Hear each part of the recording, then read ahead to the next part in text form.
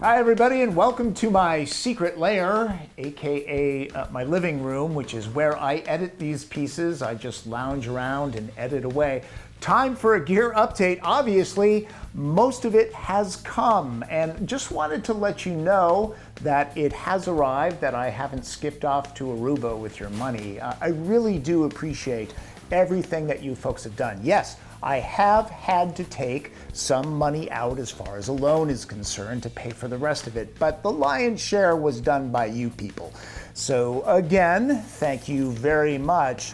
I never thought I'd be doing an unboxing video. The camera did not cost $15,000, but this stuff adds up. I needed new batteries, I needed new cards. These things right here, these things cost like $450 a piece, and you really need two of them. I needed new card readers, and this. The fall damaged my tripod too, so I had to get another one of those. Now this one has a much wider stance, so chances are that's not going to happen again. This one will stay upright. So now all I have to do is put it together and learn how to use it, read all those owner's manuals, which I hate because, well, I'm a guy. One more thing, this is a Sony FS7 Mark II, an amazing camera, shoots in 4K at 60 frames per second.